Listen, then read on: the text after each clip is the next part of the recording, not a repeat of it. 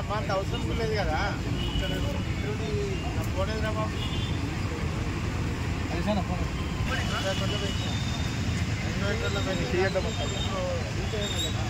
వాళ్ళు అందాలంటే కదా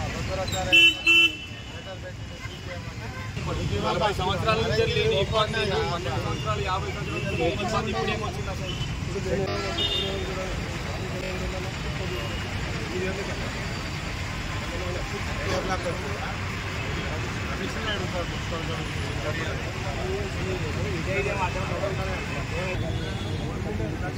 రిలయన్స్ కాడ రోడ్డు మీద పెట్టుకున్న వాటి డబ్బాలను ఏమన్నారు కానీ ఇక్కడ లోపల కలిసి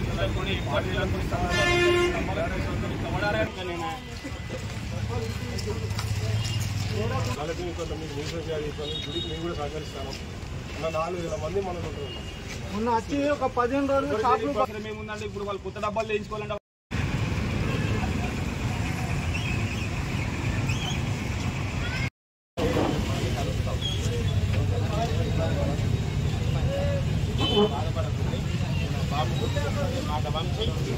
మళ్ళీ వచ్చి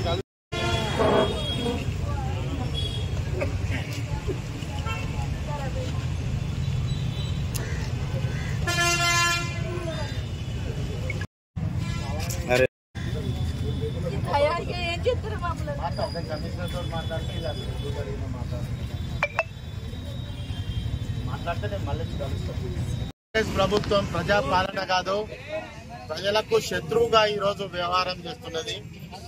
ఈరోజు వరంగల్ పోచం మైదానంలో బిఎస్ఎన్ఎల్ ఆఫీస్ పక్కన ఉన్నటువంటి సందులో పెద్దలు 45 సంవత్సరాల నుంచి ఇక్కడ వికలాంగుల కోట కింద ఆ రోజు టెలిఫోన్ తీసుకొని ఆనాడు తన యవ్వనంలో ఉన్నటువంటి జీవితాన్ని మొదలుపెట్టి నేటి వరకు కూడా దాన్నే జీవితంగా భావించుకొని అదే వృత్తిగా భావించుకొని తను చేసేటువంటి వృత్తి ఏదైతే ఉందో ఊటిన తెల్లవారుజామున ఒక దొంగల మీద దాడి చేసినట్టుగా, ఒక దేశ ద్రోహుల మీద దాడి చేసినట్టుగా ఈ రోజు నిరుపేదలైనటువంటి ప్రజల మీద ఈరోజు 12 కుటుంబాల మీద ఈరోజు దాడి చేసి ఎక్కడ కూడా కనీసం నోటీసులు కూడా ఇవ్వకుండా, కనీసం మాట రూపంగా కూడా చెప్పకుండా ఈరోజు దాడి చేసే 2 కంప్యూటర్లు, అదేవిధంగా దానిలో ఉన్న ఫర్నిచర్ అంతా కూడా డ్యామేజ్ చేసి దాని ఒక్కడే కాదు ఇంకా 11 కుటుంబాలను కూడా మొత్తం కకలావికలం చేసి ఈరోజు వాళ్ళను రోడ్డు పాలన చేసినటువంటి ఈ ప్రభుత్వాన్ని ఖచ్చితంగా మేము దీని మీద పోరాడతాం. వరంగల్లో ఉన్న స్ట్రీట్ వెండర్స్ పక్షాన మీరు కనుక వెంబడబడితే అందరం ఏకమై మీ వెంబడబడాల్సినటువంటి అవసరం ఉంటుంది. ఆ రోజు బీఆర్ఎస్ ప్రభుత్వం, ఆ రోజు కేసీఆర్ గారి నాయకత్వాన ఆ రోజున్న స్ట్రీట్ వెండర్లందరినీ ఒక గణాంక లెక్కలతోటి ఈ రోజు వాళ్ళను ఒకే వేదిక మీదకి తీసుకొచ్చి వారికి కావాల్సినటువంటి సౌకర్యాలన్నీ ఏర్పాటు చేసి వారిని ఒక మంచి జీవనోపాధి ఉండాలని చెప్పి, జీవన విధానంలో ఒక మంచి పద్ధతి ఉండాలని చెప్పి వారికి బ్యాంకింగ్ లో ఖాతాలు ఓపెన్ చేసి ఒక సిస్టమేటిక్ గా చేసినటువంటి చరిత్ర మరి కేసీఆర్ గారిది, ఆ రోజు మున్సిపల్ శాఖ మంత్రి కేటీఆర్ గారిది. కానీ ఈ రోజు ఇక్కడ ఒక వికలాంగుడని చూడకుండా మిగతా మైనార్టీ వాళ్ళు ఉన్నారు, దళితులు ఉన్నారు, అన్ని వర్గాలు ఇక్కడ దాని మీద జీవనోపాధి కొనసాగిస్తుంటే వారి మీద ఈ దాడి చేయడం ఏనియం.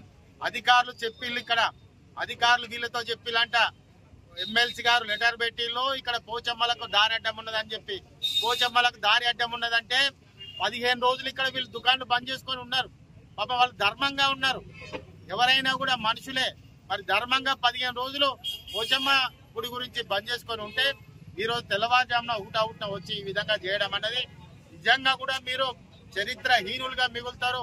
ఈ ప్రాంతం మిమ్మల్ని గౌరవించి ప్రజా ప్రతినిధులుగా ఎన్నుకున్నది మీరు చేసే ఏనియమైన పరిస్థితికి ఖచ్చితంగా మీకు దీనికి బదలా తీర్చుకుంటారని కూడా ఈ సందర్భంగా చెప్తున్నాం. స్ట్రీట్ వెండర్ పక్షాన బీఆర్ఎస్ పార్టీ ఉంటది, వారికి అండగా ఉంటదని కూడా ఈ సందర్భంగా చెప్పడం జరుగుతుంది. మాకేం చెప్పరు వాళ్ళు, మాకు చెప్పమ్మడికి తీసేసిరు, మేము ఎట్లా బతకాలి, మేము ఏం చేయాలో మాకే అర్థమైతలేదు. ఇక మీరు ఎన్ని సంవత్సరాల నుండి మేము 40-45 ఏళ్ళ నుంచి ఇక్కడ ఉన్నాయి, బతుకుతున్నాం ఇళ్ళనే. మా సారా వికలాంగులు, మేము ఏం చేసి బతకాలో మాకు అర్థం కాలేదు సార్. అంతే. ఏమంటారు మీకు ముందస్తు ఏమైనా చెప్పి మాకేం చెప్పలే సార్, వచ్చి మాకేం చెప్పలే, వాళ్ళు వచ్చి ఏం చెప్పలే, మాకు ఏం చేయలే, ఉత్తగానే తీసేసిరు. మాకు అందరు ఫోన్లు ఎత్తనే మేము వీడికి వచ్చినాం సార్. ఏమంటారు సార్ని అడిగితే ఏమంటారు? ఇవ్వలేం చెప్తలేరు సమాధానం. ఎందుకు కొట్టిల్లాడు ఏం తెలియదు మాకు. 81 వికలాంగుల పూట కింద పబ్లిక్ టెలిఫోన్ చూసుకోవడానికి శాలని పెట్టిన కలెక్టర్ గారు చేసి ఎక్కడ ఇబ్బంది కాకుండా చేసి కూడా ఆ రోజు వాళ్ళు కేటాయించారు. దానివల్ల పెట్టిన అప్పటికి కూడా నచ్చలేదు. అందులో 3 కంప్యూటర్లు, రెండవది 3 పీసీలు, వేరే అంతా కూడా దగ్గర 15 లక్షల రూపాయలు అయిపోయింది. ఒక మాట కూడా తీసేయాలని నాకు ఫోన్ చేసి చెప్తే ఏమైనా పట్టుకోవచ్చు వచ్చిన కొట్టేవారు కానీ ఎక్కడెక్కడ షార్ట్ సర్క్యూట్ అయింది కాదు. మీకు నోటీసులు ఇచ్చిల్లా ముందే? ఇవ్వాలి. ఏం పేరు నీ పేరు? నా పేరు మల్లేష్.